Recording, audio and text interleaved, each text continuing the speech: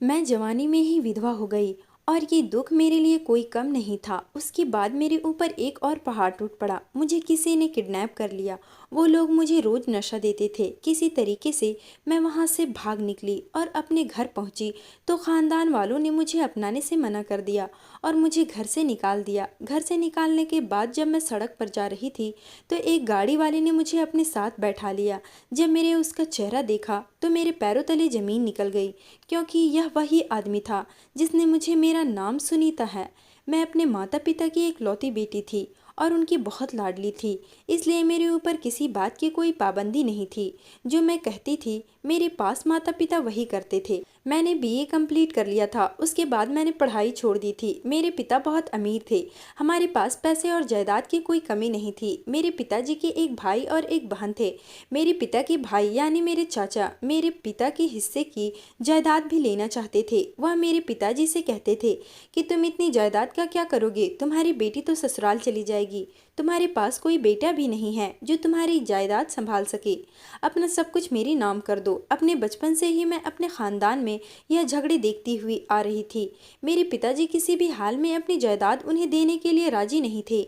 मेरे पिताजी अपनी सारी जायदाद मेरे नाम करना चाहते थे, क्योंकि मैं उनकी इकलौती औलाद थी। अचानक से मेरे चाचा का रवैया हमारे साथ बहुत अच्छा हो गया। कुछ दिनों बाद पता चला कि वह अपने बेटे की शादी मुझसे कराना चाहते हैं, इसलिए वह हमारे साथ इतने अच्छे से पेश आ रहे हैं।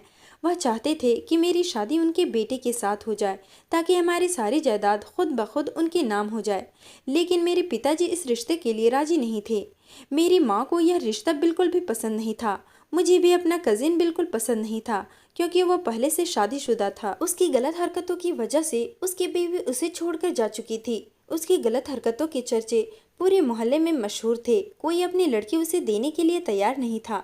इसलिए मेरे चाचा चाहते थे कि उसकी शादी मेरे साथ हो जाए, ताकि उनके दोनों काम हल हो जाते। उन्हें हमारी जायदाद भी मिल जाती और वह मेरे पिताजी को जब चाहते बेइज्जत कर देते। लेकिन मेरे पिताजी ने भी फैसला कर लिया था कि मैं अपनी एकलौती और चहेती बेटी को इन लोगों के हवाले नहीं करूँगा, चाहे जो हो जाए। एक दिन मैं मार्केट से वापस आ रही थी तो मेरे पास एक गाड़ी आकर रुकी।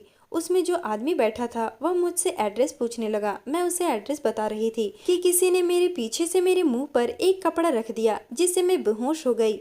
जब मेरी आंख खुली तो मैं एक बंद कमरे में थी। यहाँ मेरे अलावा और बहुत सी लड़कियां थी जो बहुत बुरी हालात में थी। उन्हें देखते ही मैं समझ गई कि मैं किसी गलत जगह पर पहुंच चुकी हूँ। यहाँ कुछ बच्चे भी थे जिन्हें स्मगलर की ट्रेनिंग दी जा रही थी। यहाँ पर लड़कियों से जबरदस्ती गलत काम करवाया जा रहा था। पुलिस भी इन लोगों के साथ मिली हुई थी। मैंने उन लड़कियों से पूछा, तुम यहाँ कैसे आई? उन्होंने बताया कि यह लोग हमें किडनैप करके लाए हैं और अब यह हमसे गलत काम करवाएंगे। हो सकता है या हमें किसी कोठे पर नाचने के लिए भेज दे या फिर हमें दूसरे देश में बेच दे। मुझे यहाँ बहुत डर लग रहा था। मैं डर की वजह से कांप रही थी और सोच रही थी कि पता नहीं मेरे पति माता पिता का क्या हाल हो रहा होगा।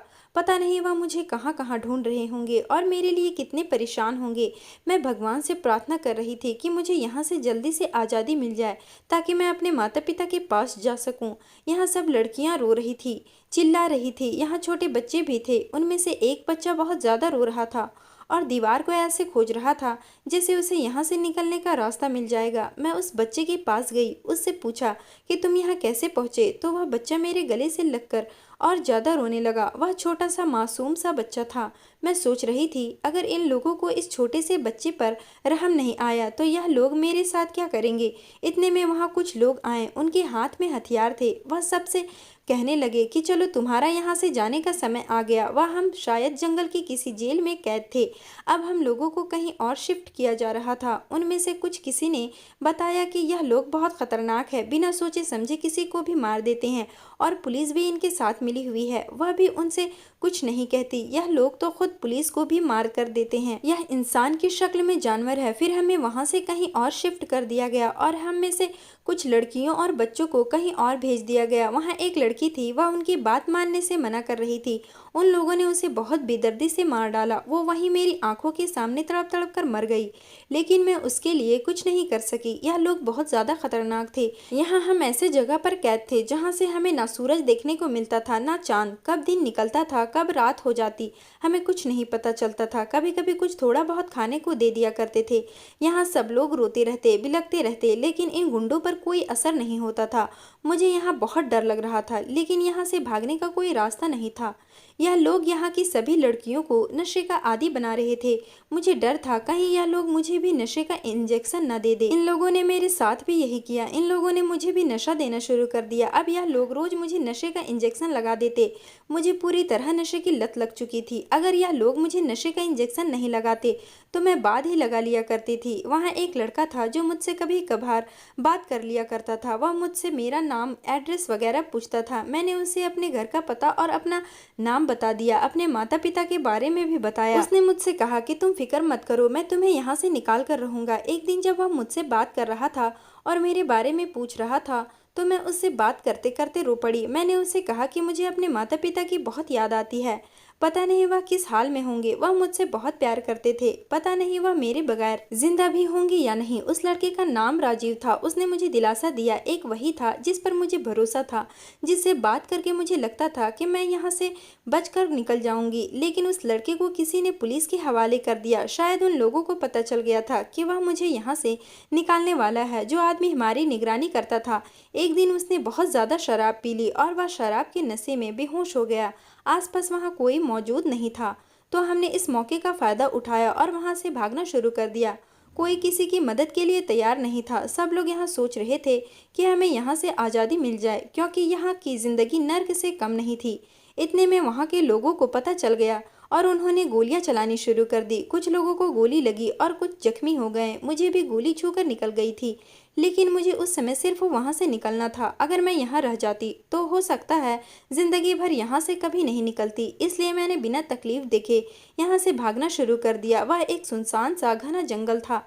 मैं इस जंगल में बिना थके बिना रुके भागती रही। बहुत मुश्किल से सड़क पार पहुंची तो नशे की लत ने मुझे घेर लिया। अब मैं बिना नशे की नहीं रह सकती थी। मैं बिना कुछ खाए पिए सड़क पार भागी जा रही थी। मुझे नशे की वजह से चक्कर आने लगे और मैं वहीं बेहोश हो गई। जब मेरी आंख खुली तो मैं एक हॉस्पिटल में थी। होश में आते ही मेरे पास पुलिस आ गई और मुझसे सवाल जवाब शुरू कर दिए, लेकिन मैं इस हालात में नहीं थी कि उन्हें कुछ बता सकूं। फिर मैंने सोचा कहीं यह लोग उस गैंग से मिले हुए ना हो, कहीं यह दोबारा मुझे उसी नर्क में न पहुंचा दे। इसलिए मैं खामोश रही और मैंने पुलिस को कुछ भी नहीं बताया। उन्होंने मुझसे मेरे घर का एड्रेस पूछा और मेरे घर वालों को इन्फॉर्म कर दिया। कुछ देर बाद मेरी माँ वहां आ गई। जब मेरी माँ ने मुझे देखा तो वह कुछ देर मुझे देखती रही। उसे अपनी आंखों पर यकीन नहीं हुआ कि मैं उसके सामने हूँ। उन्होंने रोना शुरू कर दिया। वह मुझे गले से लगाकर बहुत रोए। मैंने उनसे पूछा कि माँ, पिताजी कहाँ हैं? आपके साथ क्यों नहीं आए? क्या वह मुझसे नाराज हैं, मुझसे मिलना नहीं चाहते? तब माँ ने मुझे बताया, तुम्हारे जाने के बाद लोगों ने उनका जीना दुश्वार कर दिया था। जब भी वह घर से बाहर निकलते हैं तो लोग उन्हें ताना देते थे कि तुम्हारी बेटी तो घर से भाग गई है। तुमने अपनी बेटी की कैसी परवरिश की थी? तुम अपनी बेटी को संभाल नहीं पाए। जमाने की जली कटी बातें सुनकर वह बर्दाश्त नहीं कर पाए। हम सबको छोड़कर इस दुनिया से चले गए। यह बात सुनकर मैं सदमे में आ गई और माँ के गले लगकर बहुत रोई। मेरी माँ अभी मेरे हालात और बदनसीबी पर रोती जा रही थी। 2 दिन बाद मेरी हालात में कुछ सुधार आया तो हम लोग घर वापस चले गए। घर में कदम रखते ही मेरे खानदान वालों ने सवालात शुरू कर दिए। किसी ने कहा जब भाग गई थी तो वापस क्यों आई है? किसी ने कहा कि वह लड़का कहाँ है जिसके साथ तू भागी थी? किसी ने कहा कि उस लड़के का दिल भर गया होगा जो इसे छोड़कर चला गया। किसी ने कहा पता नहीं कहाँ कहाँ मुंह काला करवा कर आई है। किसी ने कहा कि इसकी वजह से इसका बाप मर गया, यह तो अपने बाप को भी बेइज्जत करके चली गई थी। किसी ने भी मुझसे यह नहीं पूछा कि मैं किस हाल में हूँ, कहाँ थी, कैसी थी, मेरे साथ क्या हुआ था। सबने अपनी अपनी सोच के अनुसार मुझ पर इल्जाम लगाने शुरू कर दिए। मेरे घर पर पूरा खानदान इकट्ठा था और जिन नज़रों से मुझे देख रहे थे मुझे ऐसा लग रहा था कि धरती फट जाए और मैं उसमें समा जाऊं। मैं लोगों के किस किस सवालात का जवाब देती, उनके तो सवाल खत्म ही नहीं हो रहे थे। और उसे क्या गिला करना, यहाँ तो अपने खानदान वाले ही साथ देने को तैयार ना थे। आज मुझे औरत होने का एहसास हुआ था। हमारे समाज में एक औरत अगर सारी रात बाहर रहे तो वह अपवित्र हो जाती है, फिर चाहे उसके पीछे कोई भी वजह हो। यहाँ तो मैं पूरे 8 महीने बाद वापस आई थी। फिर लोग मुझे कैसे अपना लेते? मेरे खानदान वालों ने मेरी माँ से कहा अगर तुम इस लड़के के साथ रहना चाहती हो तो तुम्हें इस घर से और हमसे सारे रिश्ते खत्म करने होंगे, नहीं तो इस लड़की को यहाँ से निकाल दो। लेकिन माँ तो आखिर माँ होती है। माँ अपनी संतान को किसी हाल में नहीं छोड़ती। मेरी माँ ने भी यही किया और मुझे अपने सीने से लगा लिया। उसके बाद मैंने और मेरी माँ ने घर छोड़ दिया और हम दूसरे शहर आ गए। हमारे पास पास रहने का कोई ठिकाना नहीं था। मेरी बाबा के एक दोस्त थे जो मेरे बचपन से ही हमारे घर आते जाते थे और मुझसे बहुत प्यार भी करते थे। उनके अलावा अब हमारा इस दुनिया में कोई और सहारा नहीं था। हम उनके घर चले गए। वह हमें अपने घर देखकर चौंक गए। उन्होंने हमें अंदर बुलाया और हमसे पूछा कि हम अकेले इस समय यहाँ क्या कर रहे हैं। हमने उन्हें पूरी बात बताई तो वह हमें अपने घर रखने पर तैयार हो गए। हम बैठकर बातें ही कर रहे थे कि वहाँ अचानक एक लड़का आ गया जो कि बच्चों वाली हरकतें करने लगा। मैंने पूछा, क्या अंकल यह कौन है? तो उन्होंने बताया कि मेरा बेटा है, वह दिमाग से कमज़ोर है। उन्होंने बताया कि यह पहले ऐसा नहीं था, एक एक्सीडेंट में इसकी दिमाग पर चोट लग गई थी, तभी से ये ऐसा हो गया। उनका बेटा 30 साल का था लेकिन बिल्कुल 10 साल के बच्चों की तरह हरकतें करता था।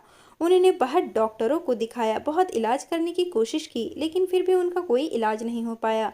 डॉक्टरों ने भी उनका इलाज करने से मना कर दिया। अब हम उनके घर रहने लगे। उनका बेटा, जिसका नाम रवि था, वह सारा दिन बच्चों वाली हरकतें करता रहता। वह खेलने के लिए खिलौने मांगता या फिर अपने पिता से जिद करता कि उसे बाहर घुमाने ले जाएं। अब वह मेरे साथ भी खेलने लगा था। अब उसे मेरे साथ बातें करना और खेलना अच्छा लगता था। जब उसने मुझे पहली बार देखा तो वह मुझसे बात नहीं करता था। मुझसे कहता कि मैं अजनबी लोगों से बात नहीं करता, मेरे बाबा ने मुझे मना किया है। मेरा भी समय उसके साथ अच्छा गुजरता था। अब वह मेरे साथ ही खाना खाता। मेरी माँ ने भी आसपास लोगों के घरों में काम करना शुरू कर दिया था। लोगों के घरों में काम करके हमारा गुजारा चल रहा था। अंकल का बहुत एहसान था कि उन्होंने रहने के लिए हमें अपने घर में जगह दी थी। हम उन पर और ज़्यादा बोझ नहीं बन सकते थे, इसलिए माँ काम करके अपना गुजर बसर खुद ही करती थी। एक दिन बाबा के दोस्त ने माँ से कहा कि बाबा ने बचपन में रवि का और मेरा रिश्ता तय कर दिया था, तो क्यों ना अब हम इन दोनों की शादी कर ले। यह सुनकर माँ के पैरों तले से जमीन निकल गई। कहा, यह आप कैसी बातें कर रहे हैं? उन्होंने कभी भी इस बारे में कुछ नहीं बताया। अंकल ने बताया कि हो सकता है तुम्हें उसने कुछ नहीं बताया हो, लेकिन उसने मुझसे वादा किया था कि बड़े होने के बाद हमारी दोस्ती रिश्तेदारी में बदल जाएगी। मैंने कहा, लेकिन आपका बेटा तो शादी करने के लायक ही नहीं है, वह तो बच्चा है, उसे तो शादी का मतलब भी नहीं पता। लेकिन अंकल ने भी जीत पकड़ ली। अगर मेरी शादी उनके बेटे से होगी तभी हम उस घर में रह पाएंगे, वरना हम यहाँ से चले जाएं। मैं सोच भी नहीं सकती थी कि अंकल, जिन्हें मैं अपने बाबा जैसा समझती थी, वह मेरे साथ ऐसा कुछ करेंगे। लोग अपना मतलब निकालने के लिए इतना गिर सकते हैं, मैं सोच भी नहीं सकती थी। माँ ने कहा, ठीक है, हम इस घर से चले जाएंगे, लेकिन मैं अपनी बेटी की शादी तुम्हारे पागल बेटे से नहीं करूँगी। मैं सारी रात इस बारे में सोचती रही, अगर हम इस घर से चले गए तो हम कहाँ जाएंगे? हमारे पास तो कोई दूसरा ठिकाना भी नहीं है। रवि, जो बिल्कुल देखने में बिल्कुल ठीक ठाक लगता था, उसे देखकर कोई भी नहीं बता सकता था कि उसका दिमाग बच्चों वाला है। वह देखने में बहुत अच्छा था, लेकिन जब वह बात करता तो बच्चों की तरह करता था। जब सुबह हुई तो माँ ने मुझसे कहा कि चलो बेटी, हम यहाँ से चलते हैं। लेकिन मैंने माँ को समझाया, उनसे कहा कि मैं रवि से शादी करने के लिए तैयार हूँ। अगर मैं रवि से शादी कर लेती हूँ तो कम से कम हमारे सर से छत तो नहीं जाएगी। वैसे भी मुझसे कौन शादी करेगा? हमारे खानदान वालों ने भी हमें निकाल दिया है, और कोई भी लड़का जब मेरे अतीत के बारे में जानेगा तो वह मुझसे शादी के लिए इनकार ही कर देगा। इससे बेहतर है कि मैं रवि से शादी करके यहीं रहूं। मेरी माँ मेरी बात सुनकर रोने लगी और कहने लगी कि मेरी बेटी कितनी बदनसीब है, और उस समय को कोसने लगी जब मैं किडनैप हुई थी। कहने लगी कि कीड़े पड़े उन लोगों को जिसने मेरे साथ यह सब किया और मेरी जिंदगी बर्बाद कर दी। रवि मेरे पास आया और मुझसे कहने लगा कि मेरे हाथ का खाना खाना है। मैंने उसे खाना बना कर दिया तो उसने मुझसे कहा कि मैं बहुत अच्छा खाना बनाती हूँ और मैं यहाँ से कभी ना जाऊँ, हमेशा उसके लिए ऐसे ही खाना बनाकर उसे खिलाती रहूँ। फिर कुछ दिन बाद मेरी और रवि की शादी हो गई, लेकिन माँ मेरी शादी में मौजूद नहीं थी। वह तो कमरे में बैठकर मेरी बदनसीबी पर रो रही थी। शादी के बाद राजीव की सारी जिम्मेदारी मुझ पर आ गई थी। मैं उसे सारा दिन ऐसे ही संभालती जैसे बच्चों को संभालते हैं। वह मुझसे रोज कोई ना कोई जिद करता और मुझे पूरी करनी पड़ती। अब अंकल भी मुझसे बहुत खुश रहते थे। मैं दिन रात भगवान से यही प्रार्थना करती रहती कि मेरा पति ठीक हो जाए। भला मेरे लिए इससे ज़्यादा खुशी की बात क्या होती कि रवि का दिमाग ठीक हो जाए, वह पहले की तरह हो जाए। मैं रोज़ मंदिर जाती और भगवान से यही प्रार्थना करती थी। शायद भगवान ने मेरी प्रार्थना सुननी शुरू कर दी थी। रवि अब पहले से बेहतर होता जा रहा था। मैंने उसे डॉक्टर को दिखाया और उसका सारा इलाज दोबारा शुरू कर दिया। डॉक्टरों ने भी अपनी तरफ से पूरी उम्मीद दिलाई। अब मैं रवि का और ज़्यादा ख्याल रखती। जैसे जैसे डॉक्टर बताते वैसे ही करती। रवि की हालात भी दिन ब दिन अच्छी होती जा रही थी। अब वह किसी चीज़ के लिए जिद भी नहीं करता था। लेकिन रवि जैसे जैसे ठीक हो रहा था, पता नहीं क्यों वह मुझसे दूर होता जा रहा था। ना तो वह मेरे पास बैठता था, ना मेरे हाथ का खाना खाता था। रवि के ठीक होने पर मेरी एक उम्मीद जागी थी, लेकिन मेरी किस्मत को मेरा खुश रहना मंजूर नहीं था। मेरी किस्मत में खुशी लिखी ही नहीं। और कुछ दिन बाद पता चला मेरी माँ को कैंसर हो गया है। मैंने उसका बहुत इलाज करवाया।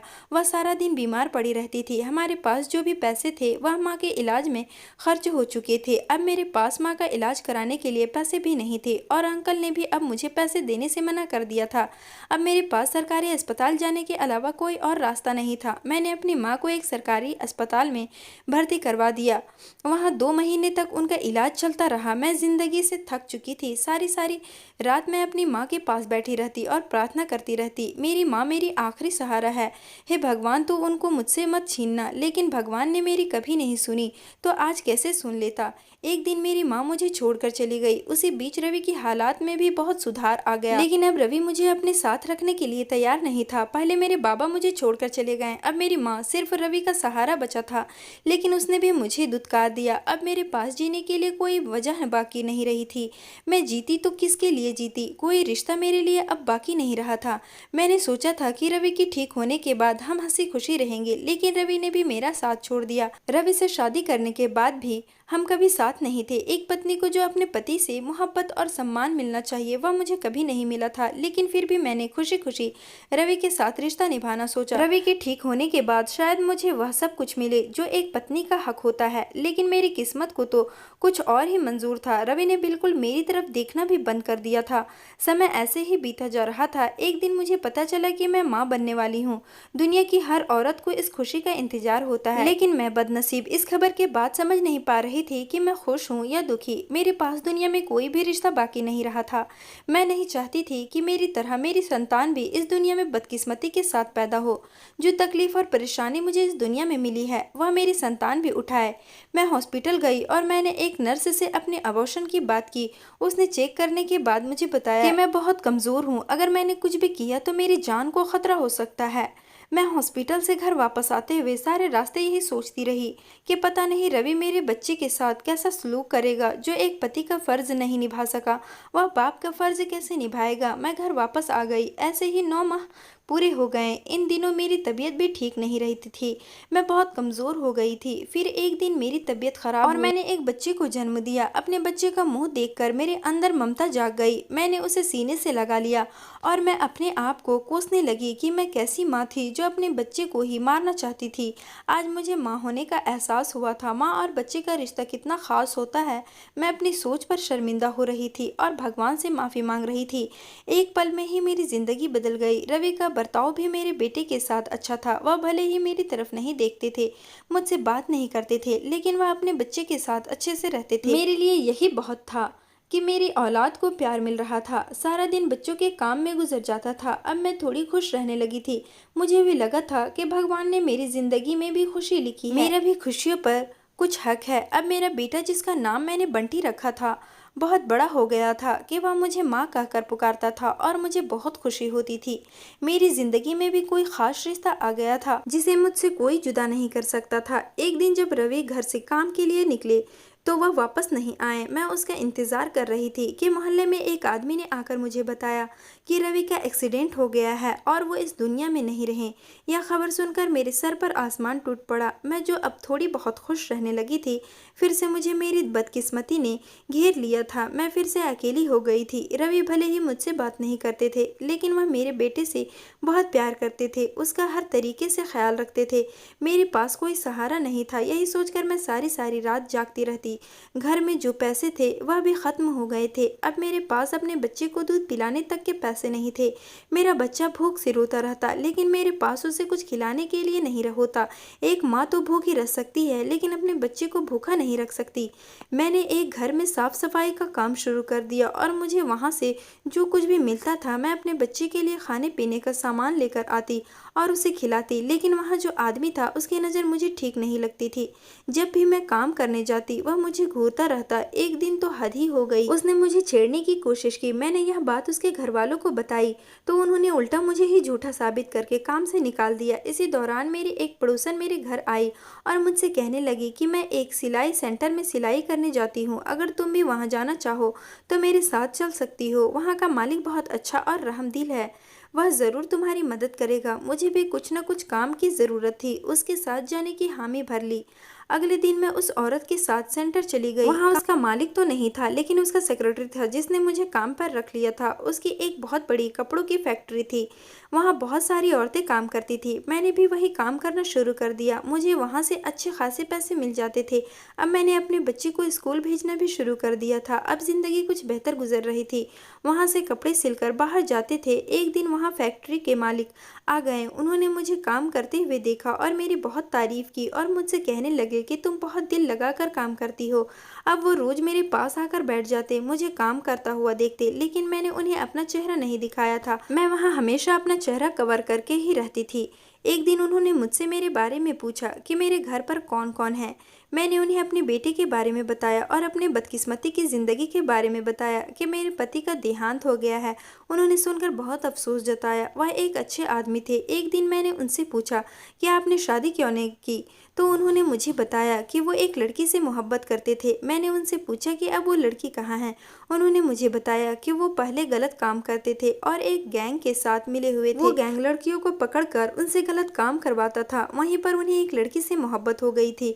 उस लड़की से मोहब्बत के बाद मैंने सोचा कि मैं सारे गलत काम छोड़ दूंगा। इससे पहले मुझे पुलिस ने अरेस्ट कर लिया। मैं पुलिस का सरकारी गवाह बन गया और मैंने पुलिस को उसके बारे में सब कुछ बता दिया। लेकिन जब तक मैं पुलिस को वहां लेकर पहुंचा, तब तक वहां से सब लोग निकल चुके थे। वो लड़की भी शायद वहां से भाग गई थी। मैंने उस लड़की को ढूंढने की बहुत कोशिश की।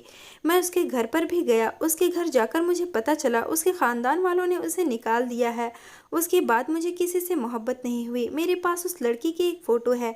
कल मैं तुम्हें उसकी फ़ोटो दिखाऊंगा। उसकी आंखें बिल्कुल तुम्हारी ही तरह है। दूसरे दिन जब मैं काम पर गई तो मैंने उनसे उस लड़की की फ़ोटो देखने के लिए मांगी। उन्होंने जब मुझे वह फ़ोटो दिखाई तो मेरे पैरों तले से ज़मीन निकल गई।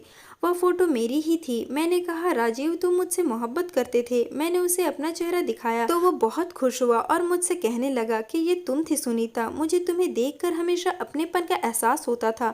एक दिन उन्होंने मुझसे शादी के लिए कहा। मैंने कुछ देर सोचा और फिर उसके बाद उनसे शादी के लिए हाँ कह दिया।